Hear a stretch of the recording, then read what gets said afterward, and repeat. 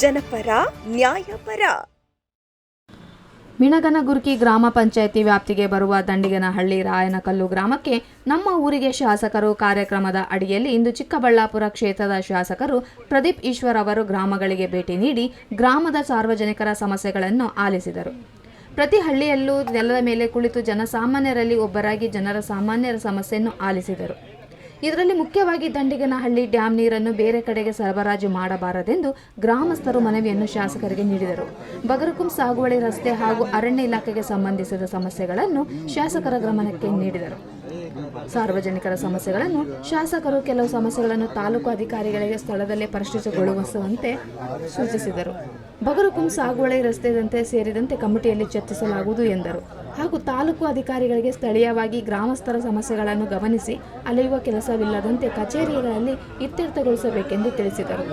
ಈ ಸಂದರ್ಭದಲ್ಲಿ ಮಂಚೇನಹಳ್ಳಿ ತಾಲೂಕು ದಂಡಾಧಿಕಾರಿಗಳಾದ ದೀಪ್ತಿ ಎನ್, ತಾಲೂಕು ಕಾರ್ಯನಿರ್ವಹಣಾಧಿಕಾರಿಗಳಾದ ಹೊನ್ನಯ್ಯ ಹಾಗೂ ಸಂಬಂಧಪಟ್ಟ ಎಲ್ಲ ಇಲಾಖೆ ಅಧಿಕಾರಿಗಳು ಉಪಸ್ಥಿತರಿದ್ದರು. ವರದಿ ಪದ್ಮಾವತಿ, ಮಂಚೇನಹಳ್ಳಿ.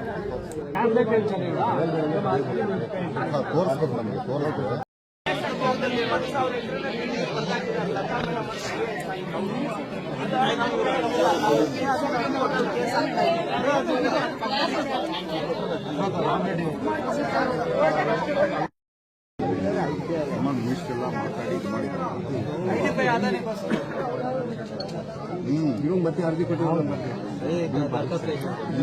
ಈಗ ನಾವು ಜಾಗ ನೀವು ಒತ್ತುವರಿ ಏನ್ ಮಾಡ್ಕೊಂಡಿದ್ರೆ ಅದನ್ನ ಮುಖ್ಯ ಮಾಡಿರೋದು ನಾವು ಅರ್ಜಿ ಕೊಟ್ಟಿರೋ ಇನ್ನು ಅದು ಸರ್ಕಾರ ತೀರ್ಮಾನ ಮಾಡೋದು. ನಾವು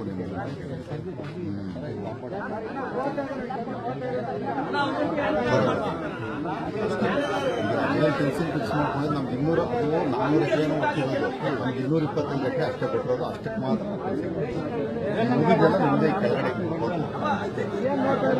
ದಾರಿ ಯಾವಾಗ